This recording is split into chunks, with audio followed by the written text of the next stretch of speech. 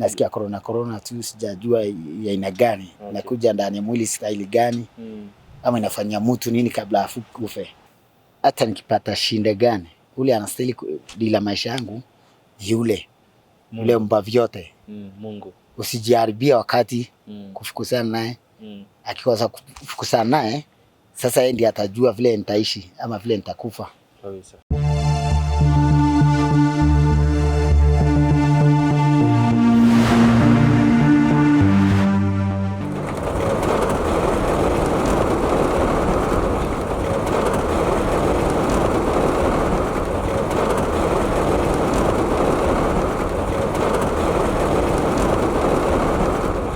Na hii leo ni siku ya pili tangu serikali itoe idhini kuwa kila Mkenya saa 1 jioni hapaswi kupata nje. Lakini leo hapa katika hii barabara kuu ya Koinange kuna kaka mmoja ambaye anaitwa John Mwau, ambaye hapa ndipo yamekuwa makao yake kwa zaidi ya miaka 5 sasa. Ningependa kusema naye ili nipate kujua haswa yeye anang'ang'ana na kuhakikisha kuwa anakabiliana na janga hili la corona vipi. Asante. Vipi ndugu yangu? Kwa salama? Naitwa mbele nilikuwa naitwa David Kedenji. Siku hizi naitwa John Mwau. Mbona ukabadilisha majina? Sio ile yani kupenda. Ni kimila. Kimila ile haikuwa ndani ya maombi ya yule mimi nastahili kuomba. Hiyo jina ingenisaidia. Lakini ingesaidia brother yangu. Juu hata yeye anaitwa hiyo jina.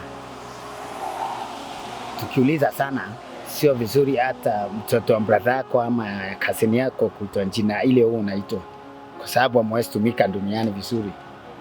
Sasa hiyo jina mimi niliwaachia yule mwingine wetu anaitwa Kedenji. David Kedenji. Ndio hizo inalingana juu sijui sababu ya yule kuconfuse hivi. Hapa nikiwa nimekwambia kweli kabisa. Nimekaa Machemchemi Thika huko. Nimekaa Thika miaka kama 5 hivi. Nikakuja Nairobi. Hapa yenyewe nimekaa miaka nyingi sana. Miaka iwezi koza miaka 5. Juu kitu kwa hapa mimi nilikuwa hapa hivi. Hizi randa za Chinese. Wakiweka nilikuwa hapa hivi. Kwa hivyo miaka 5 hivi. Hiyo nyumba zote sikufungulia different hapo nilikuwa hapa hivi. Na nimeweza kuona hapa kuna moto, kuna jiko mahali. Kuna jiko hapa mahali hapo. Wakati moto iko wakati baridi na kuanga nyingi. Naweza kutafuta makuni hizo zinaangusha watu huko. Nikirusha hapo hivyo nachomea pale. Na unanga tu hata kama watu wajui na wasaidia, mimi najua tu vile nafanya. Juu miti kama hii ilikuwa imeanguka pale, nikachukua nikaweka hapo, nitachoma tu wakati ile nitapata nafasi. Wewe mwenyewe labda wakati kunanyesha unafanyaje? Hivi tu. Najifunika hivi, sitakai mambo ya street kusumbuana mtu yote. Juu najua hapa the public question sometimes uchafu na nini ama kuna ndara hizi vitu simeni. But hii inakuwa empty.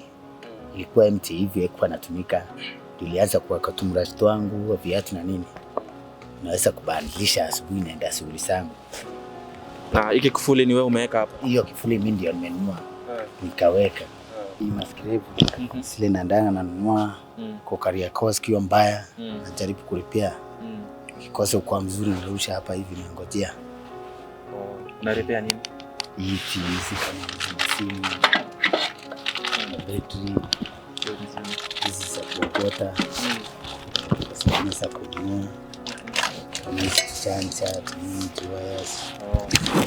Sasa hivi ukishazilipia hivi ndio unapata chakula. Unapata chakula na juice na pizza. Unapata chakula. Sasa kama iko mbaya haikuwaka. So serikali imeeleza kuwa hakuna yote anapaswa kuwa nje baina ya saa 1 usiku na saa 11 asubuhi. Na hii ni labda kudhibiti labda corona. Wewe unahisi vipi kuhusu hayo na labda pengine wewe unalala nje? Nasikia corona tu, sijajua ya aina gani. Nakuja ndani ya mwili style gani?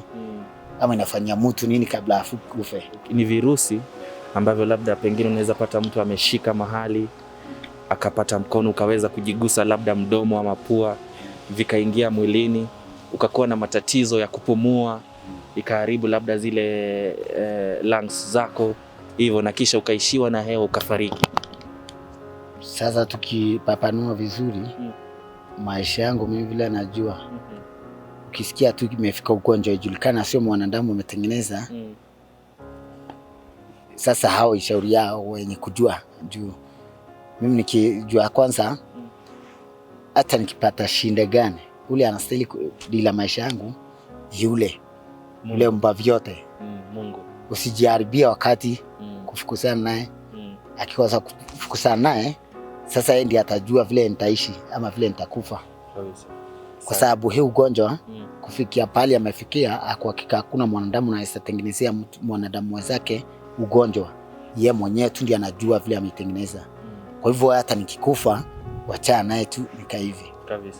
Na mbona ulitoka nyumbani? Ile ilifanya nitoke nyumbani ni yenda nikachunga kimadhi ng'ombe huko. Nikachunga na kulima na nini, akinipea kibarua.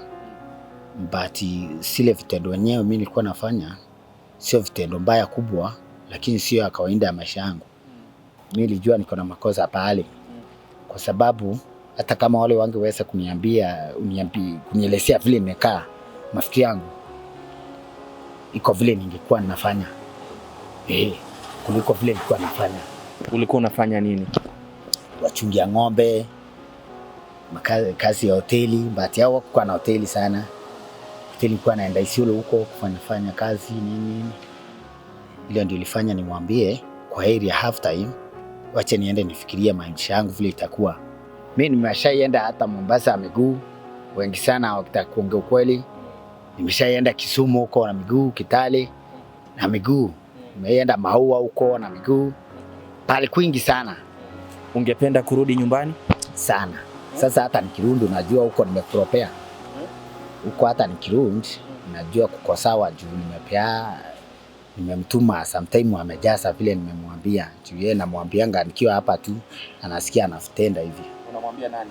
Huyo mwenye dunia. Namwambianga tu nikiwa hapa nibarikie wale familia yangu wasikose chakula, chakunywa na kila kitu na manguo na biashara ya kuendelea naye. Naamini tu hivyo ndio kwa hivyo. Na wewe uko na bibi na watoto? Mimi sina bibi. Asipatakangi kuoa. Na umekaa miaka ngapi bila kwenda nyumbani? Nimekaa miaka sasa ndio ya 12. Na wanajua mahali ambapo wewe upo? Sasa mimi sijawahi wauliza. Juu nasikianga tu wako Nairobi. Sasa wewe ungetamani kutoka hapa? Ningetamani kutoka hapa na kupata makao, kupata pale pa kuishi, ndio niendelea maisha yangu kabisa.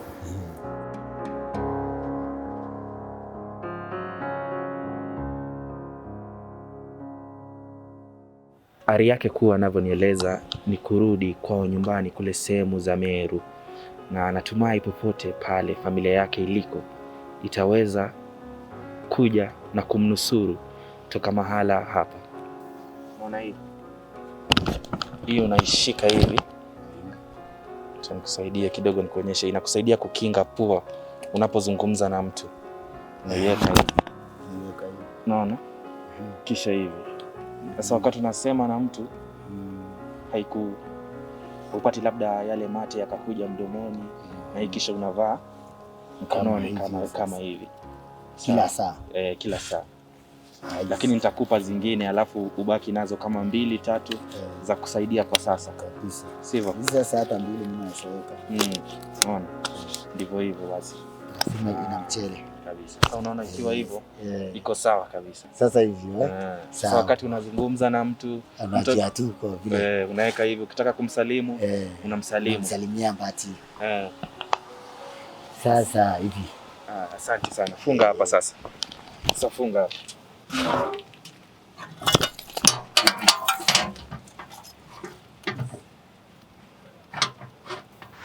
President wa Kenya anaitwa nani? Sasa president wa Kenya nikusikia kwa gazeti. Tunasikia sasa alikuwa Moi, alikuwa Kenyatta, akaingia Moi, akaingia Kibaki. Sasa nasikia Uhuru. Ama nina. Na ungependa kumwambia nini?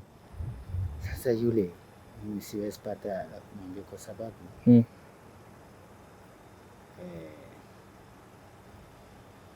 sijuangi tunakuwa maendeleo gani.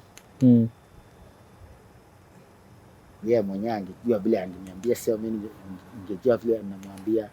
Kwa sababu ingekuwa maendeleo yote matumishi kwa mtu kama mimi, yeye ndiye angejua vile anaisambia mtu kama huyu kama mimi. Yeye ndiye angejua venye angetekeleza mambo wewe usaidike. Mimi nisaidike. Yana kawaambia matumishi ya maendeleo ya Kenya. Ikiwa sio kahawa, sio mahindi tunakuwa nazo mingi. Mtu kama mimi tunategemeanga. Yeye ndiye anajua vile angeambia mtu kama mimi. Sio mtu kama mimi angejua vile angeambia yeye. Asante sana. Hivyo tu.